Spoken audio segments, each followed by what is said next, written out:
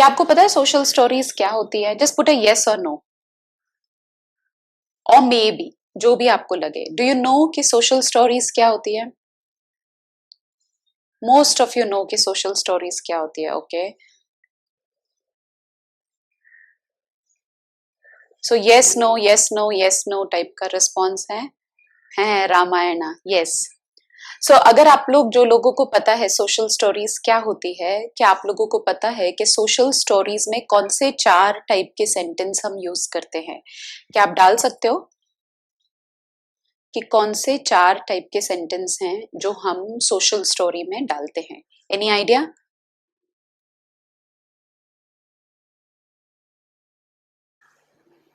I would like you to explain that, क्योंकि social story एक बहुत बहुत इंपॉर्टेंट चीज है जो हम यूज करते हैं बच्चे को कहीं पे भी लेके जाने के पहले या प्रिपेयर करने के पहले। ठीक है। सो कौन से 4 सेंटेंसेस होते हैं? एक रेसिपी होती है ना, जैसे हम आई मीन दाल बना रहे हैं तो दाल उबाल रहे हैं, फिर उसमें नमक डाल रहे हैं, मिर्ची डाल रहे हैं, तो एक रेसिपी होती है। वैसे ही अगर मैं सोशल स्टोरी बच्चे के साथ यूज कर रही हूँ तो क्या, कौन से सेंटेंसेस हैं जो मुझे यूज करने हैं, और वो कौन से 4 सेंटेंसेस हैं? पता है? नहीं पता है? No problem. सो शायद हम लोग स्टोरी स्टोरी यूज कर रहे हैं और social story once upon a time. Okay, but social story का मतलब होता है जिसमें हम 4 सेंटेंसेस इस्तेमाल करते हैं। एक सेंटेंस है जिसको हम बोलते हैं डिस्क्रिप्टिव सेंटेंस, जिसका मतलब है हम डिस्क्राइब करते हैं। जैसे अब आप ये मेरा घर देख रहे हो, पीछे ये मेरा डॉगी सो रहा है, या मैं बोलूं मेरे पीछे ये क्या है, पेंटिंग लगी हुई है, वहां पर एक कैंडल है, तो ये सब डिस्क्रिप्टिव सेंटेंसेस है। वहां पर एक ग्रीन कलर का सिंगिंग बोल पड़ा हुआ है, ये सब डिस्क्रिप्टिव सेंटेंसेस हैं। ठीक है। सो डिस्क्रिप्टिव का मतलब होता है जिसे हम डिटेल में एक्सप्लेन करते हैं, हम डिटेल में समझाते हैं कि देखो ये सारे चीजें पड़ी हुई हैं। ठीक है, तो उसको हम डिस्क्रिप्टिव कहते हैं। दीपिका, एफर्मेटिव भी एक होता है, करेक्ट। लेकिन पहला जो होता है मेजर, वो हम जो एक्सप्लेन करते हैं वो डिस्क्रिप्टिव, जिसे हम वर्णन करते हैं, एक्सप्लेन करते हैं डिटेल में। दूसरा जो सेंटेंस होता है सोशल स्टोरीज का, उसको हम कहते हैं पर्सपेक्टिव। पर्सपेक्टिव का मतलब होता है कि मुझे इसके वजह से क्या महसूस हो रहा है। So for example, descriptive sentence होगा कि मैं स्कूल जाता हूँ।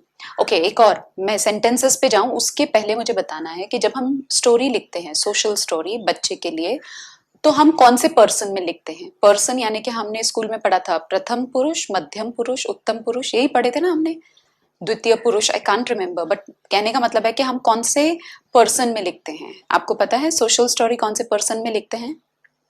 Any idea? No, yes, just put it down तो मेरे को समझे। सुमाना बोल रहे थर्ड पर्सन में। Okay, no, third person no. Okay, great. So जब भी हम सोशल स्टोरीज लिखते हैं तो हम आइदर फर्स्ट पर्सन, यानी कि मैंने किया, मैं यहाँ बैठी हूँ, मैं इस रूम में बैठी हूँ, इस रूम में पेंटिंग है, इस रूम में डॉगी है, इस रूम में एक झाड़ है, मेरे घर पर ये है, तो मैं, मेरा, ये फर्स्ट पर्सन होता है। तो हम हमेशा जब सोशल स्टोरीज लिखते हैं या तो फर्स्ट पर्सन में लिखते हैं या थर्ड पर्सन में। थर्ड पर्सन में, जैसे कि एक बार एक लड़का था, अगर मैं किसी लड़के के लिए स्टोरी लिख रही हूँ जिसका नाम था राहुल, तो ये थर्ड पर्सन में हो गया। राहुल के घर में एक पेंटिंग थी, राहुल के घर में एक कोने में कैंडल जल रही थी, राहुल के पीछे कुशन पड़ा हुआ था, तो ये जो चीजें हैं ये थर्ड पर्सन में आती है। तो सोशल स्टोरी जब हम लिखते हैं फर्स्ट पर्सन में लिखते हैं या थर्ड पर्सन में लिखते हैं। ठीक है, तो ये एक पहला रूल होता है। सोशल स्टोरीज में जैसे होता है ना, इतना ही नमक डालो, इतना ही मिर्ची डालो, वैसे ही जब हम डिस्क्रिप्टिव सेंटेंसेस इस्तेमाल करते हैं जिसमें हम डिस्क्राइब करते हैं, तो डिस्क्रिप्टिव सेंटेंसेस ज्यादा होते हैं। ठीक है। पर्सपेक्टिव सेंटेंसेस कि दूसरे के दृष्टिकोण से देखना कि वो मेरे बारे में क्या सोच रहा है। तो अगर मैं क्लास की स्टोरी बनाऊं कि राहुल, थर्ड पर्सन में बना रही हूँ, राहुल स्कूल जा रहा, राहुल की क्लास में बहुत सारे बेंचेस थे, डिस्क्रिप्टिव। राहुल के क्लास में दीवार पर बहुत सारे पोस्टर्स लगे हुए थे, डिस्क्रिप्टिव। राहुल के क्लास में लड़के भी पढ़ते थे और लड़कियां भी पढ़ती थी, डिस्क्रिप्टिव। राहुल के क्लास में लड़के लड़कियां, लड़के और लड़कियों ने जब राहुल को देखा जंप करते हुए, तो वो लोग सोच रहे थे कि राहुल ऐसा क्यों कर रहा है। ये पर्सपेक्टिव सेंटेंस है जिसमें दूसरा इंसान हमारे बारे में क्या सोच रहा है वो हम सोशल स्टोरी में लिखते हैं। तो 3 to 5 डिस्क्रिप्टिव सेंटेंसेस होते हैं, 3 to 5 पर्सपेक्टिव सेंटेंसेस होते हैं, एक डायरेक्टिव सेंटेंस होता है कि अगर मैं क्लास में जाऊंगा और मेरा मन हो रहा है कि मैं यहाँ वहां भागूं तो मैं एक जगह पर बैठने की कोशिश करूंगा। मैं ये नहीं बोलूंगा मुझे बैठना चाहिए, मैंने ये करना चाहिए, ऐसा होना चाहिए, जिसको कहते हैं ना एब्सोल्यूट्स में बात नहीं करना है कि ऐसे करेंगे तो अच्छा होता है, तो उसको हम डायरेक्टिव सेंटेंस कहते हैं। तो मेरे कहने का मतलब है कि 3 4 5 डिस्क्रिप्टिव सेंटेंस, 3 4 5 पर्सपेक्टिव सेंटेंस, 1 आध 2 मैक्स डायरेक्टिव सेंटेंस, और जैसे ये कौन है अपने किसने लिखा था, दीपिका ने, एफर्मेटिव सेंटेंस। एफर्मेटिव सेंटेंस का मतलब होता है वो सेंटेंस जो हम, कि पता है जब रास्ते पे जाते हैं ना तो सब लोग सिर पे हेलमेट पहन के रखते हैं। हेलमेट पहनना अच्छी बात है, तो ये एक एफर्मेशन, मतलब एक एफर्म कर रहे कि सब लोग ऐसा करते हैं।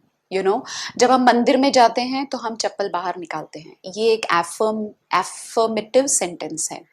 Is that okay? आपको समझ में आ रहा है मैं क्या बोलना चाह रही हूँ? तो जब हम सोशल स्टोरी लिखेंगे, डज दिस हेल्प सो फार? अभी तक आपको पता चला मैं क्या बोलना चाह रही हूँ? Just let me know. Did I start the recording? I did. Okay, आपको समझ में आ रहा है, वंडरफुल। तो मेरे कहने का मतलब है कि अगर मैं सोशल कहीं पे भी जा रही हूँ तो मैं ध्यान रखूंगी कि मैं बच्चे के लिए एक सोशल स्टोरी बनाऊं। उसका एक टाइटल होगा। सपोज मैं डेंटिस्ट के पास जा रही हूँ तो visit to a dentist for example.